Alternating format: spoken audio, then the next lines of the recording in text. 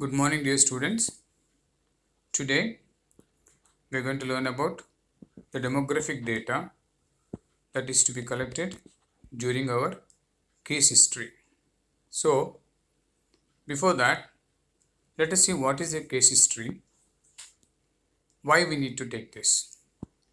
Now, case history is a planned professional conversation between patient and the doctor that enables the patient to communicate his or her symptoms, feelings, fears, and the sequence of events that had happened leading to the problem for which that patient is seeking the care, or we call it as a professional assistance, and narrating this to the clinician so as to obtain an insight into the nature of the patient's problems, illness, and the patient's attitude towards those problems.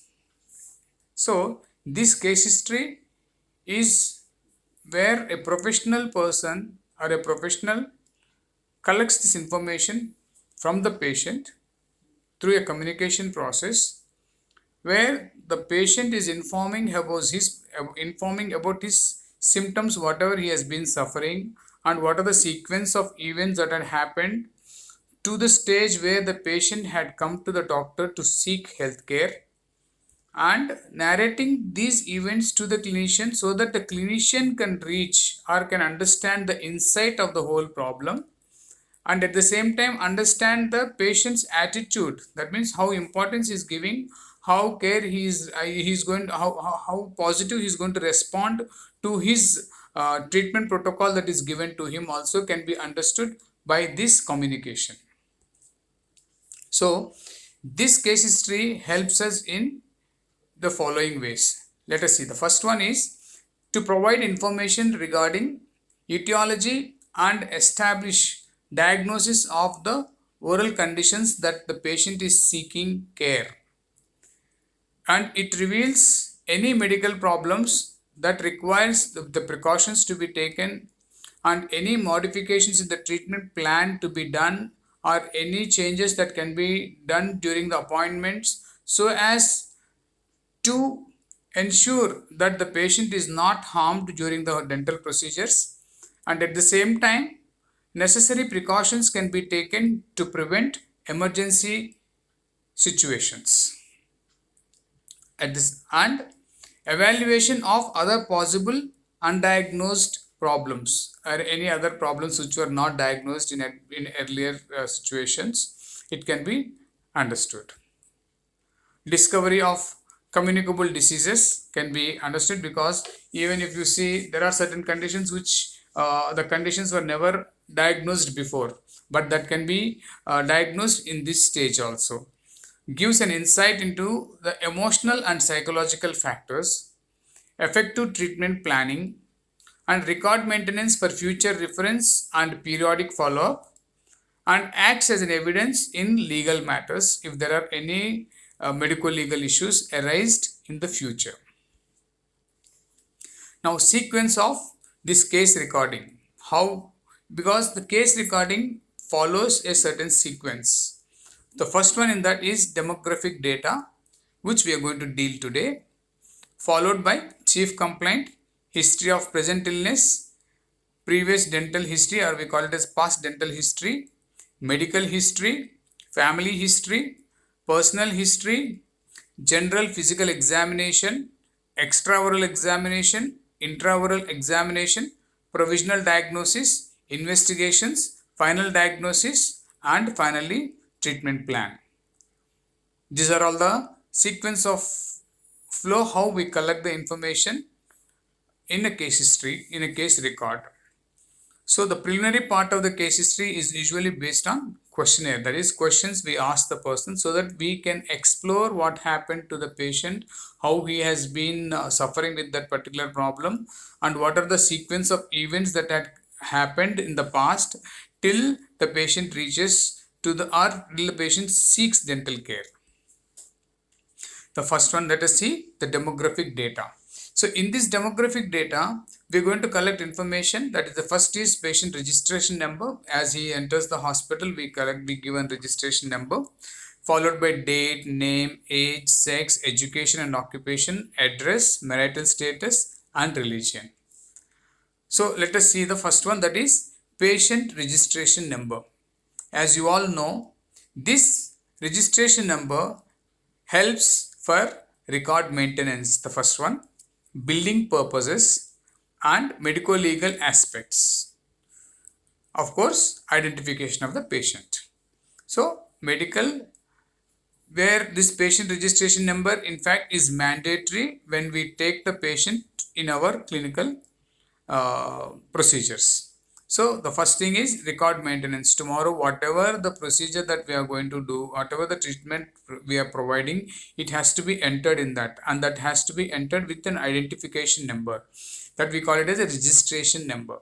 For the billing purposes also, we need the registration number, and medical legal aspects of any kind of complication that happen in future for the safety of both the patient and the doctor, and identification of the patient. Next, followed by date. Now date is recorded mainly for the time of admission, that is when is that the patient is coming to the doctor, which date he has come and seek the care, and reference for the follow-up visits. When we say like, okay, on which date we have come first time and how many days we have given the medication, so after this many days of medication, how is the patient's recovery, or how is the patient's condition, whether it is improved or not, and then following that we can take the necessary modifications and necessary changes, or whatever the treatment protocol can be followed. And of course for the record maintenance, because we keep the records followed according to the dates or months or years, so that record maintenance also it can help us. Coming to name. Now name is very important, because first and foremost is identification of the patient. Second, communication. See, when you communicate any person by name, there is a certain amount of rapport developed. That means the patient will feel good that the doctor remembers my name. There is certain amount of bond can be developed between the doctor and patient. So the first one is identification, second is communication, and establishing a rapport with the patient. And of course record maintenance, psychological benefit, especially in case of pediatric patients. If you call them by name or by nickname, they feel comfortable. They cooperate with your treatment procedures better than if you call them without name, or if you just call them by seeing in the record. So it's always better we have some kind of a rapport with the patient when we are providing the treatment to the patient. Coming to sense of importance and acceptance to the patient. That's what I said. When you call a person by name, definitely there is certain amount of a bond developed, and the patient will accept the treatment that is suggested to him. Information of patient such as gender and religion. When we know the name, there is certain amount of prediction that you can do depending upon his name, what kind of a religion, what kind of a religious background he has come, and whether he is male or a female also you can get to know. Coming to age. Now age has a particular significance in this matter.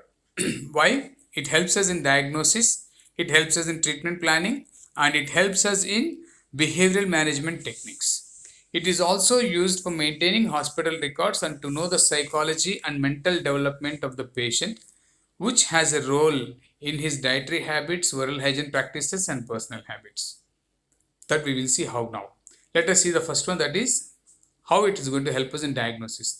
There is a predilection of certain diseases that happen at different age levels. Examples, if you see, there are certain conditions which are commonly observed at birth, like cleft lip and palate, and ankyloglossia, hemophilia, facial hemiatrophy, fissured tongue. All these conditions can be expected or can be seen during the birth.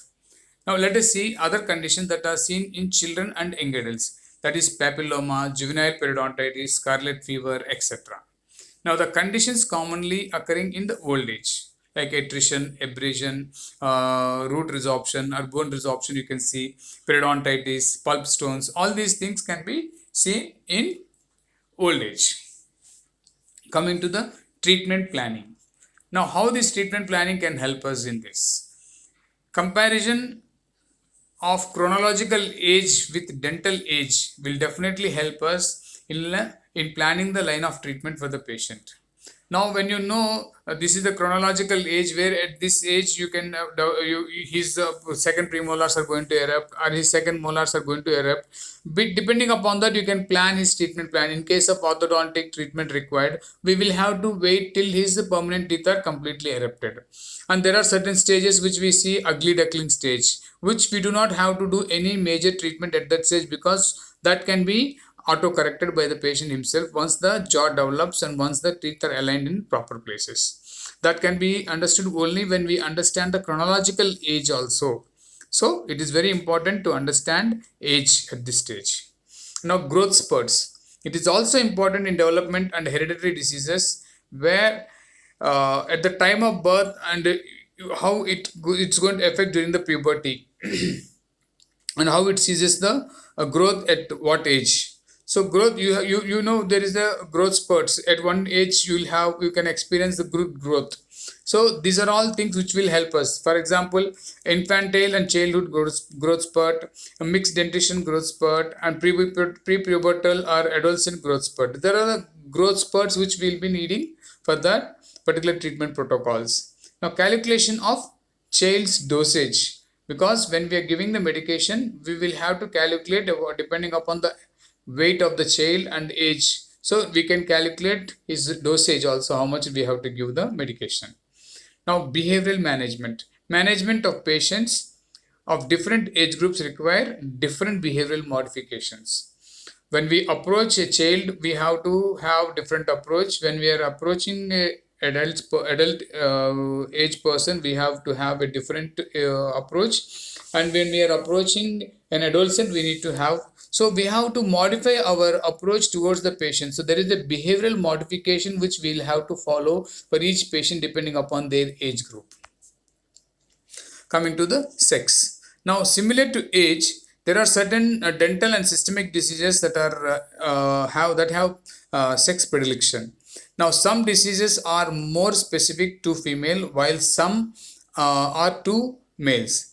Now, diseases, let us see how in females. Iron deficiency anemia, pleomorphic adenoma, then Sjogren's syndrome, adenoameloblastoma, sickle cell anemia, thyroid diseases. These are all commonly seen in females. Even erosion, parotid gland diseases. These are all commonly you can expect in females. Whereas in case of males, you can see stomatitis, nicotina palatina, then hemophilia, attrition, carcinoma in situ, basal cell carcinoma, leukoplakia, multiple myeloma, basal cell adenoma. These are all things where you can expect more of habits related in males. So we have certain type of disease predilection towards the sex also, like how we have seen in the age.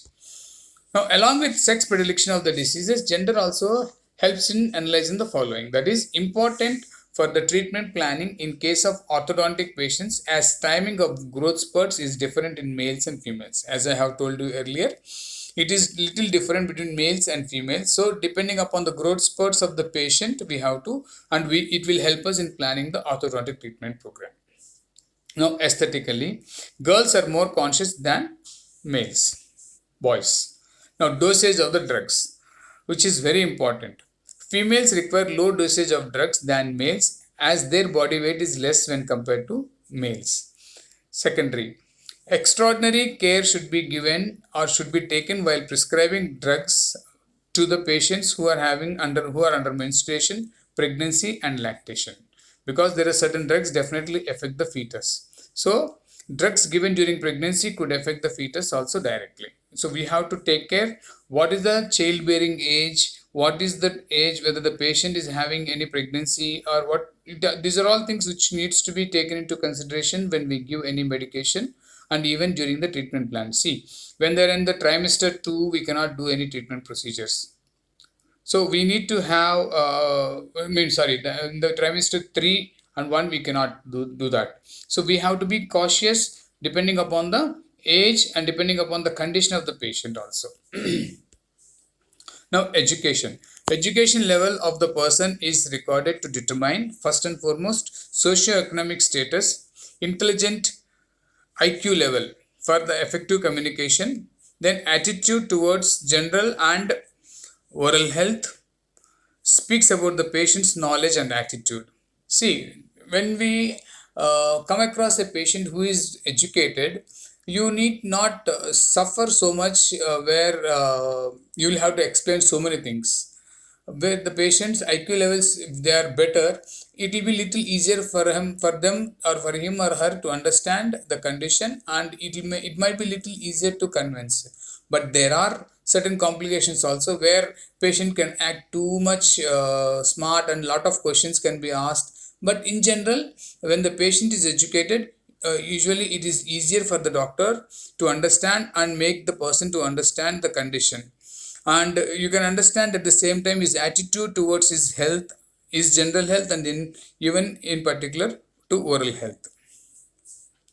Coming to the occupation. Now, when we have seen the education, we will see the occupation also at the same time, because we need to understand what he is working, where he is working, because there are certain occupations where it can definitely have effects on the health of the patient. Affordability and money he makes also is very important to understand, because whether the patient is going to accept the treatment that is suggested to him.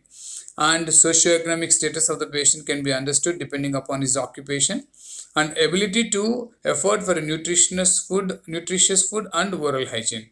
It is an indicator of socioeconomic status. Also, it shows predilection of diseases to in different occupations. I will tell you now. If you see this table, I have given you the clear.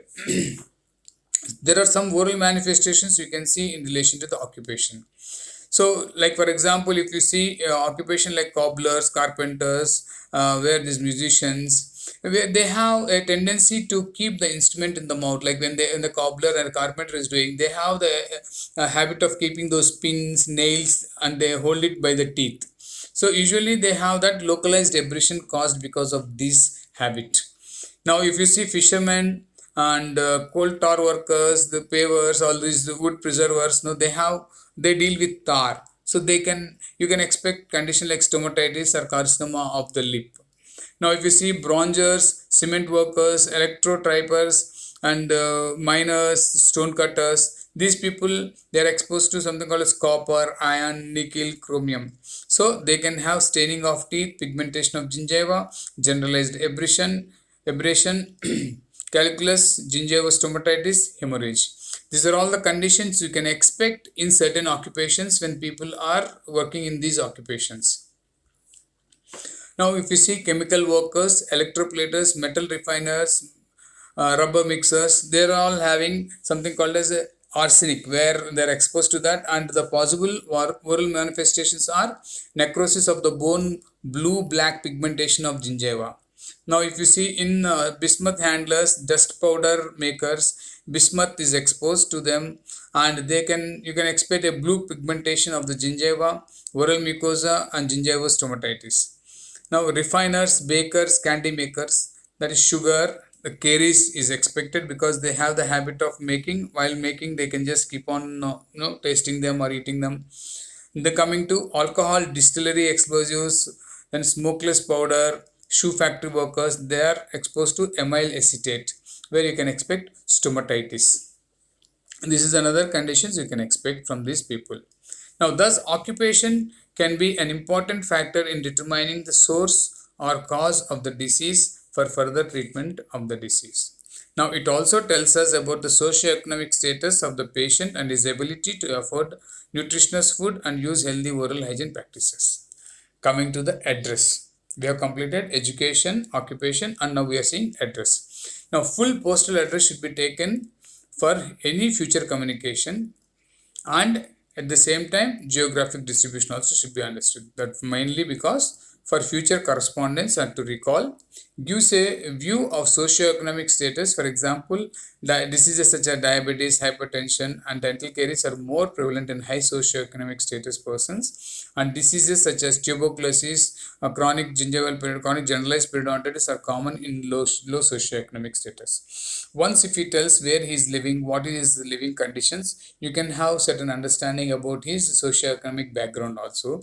And at the same time, depending upon the socioeconomic background, you can expect certain disease predilections, because you can see hypertension and diabetes is seen in a better socioeconomic status, whereas you can understand that tuberculosis and other chronic generalized periodontitis commonly seen in low socioeconomic strata. And to know the prevalence of diseases, like certain diseases are found to be more in particular area. For example, fluorosis, which is very common in our place also. You can see in Nellore also. In Nellore district, we have a good number of areas where there is fluorosis. So when you know the person where he is from, you can definitely expect his where that particular disease is endemic in those areas or not. You can understand, and it will help you to give you a certain amount of idea what kind of background that patient is exposed to, and where he's been brought up, and how his that environmental condition has an impact on his oral health also.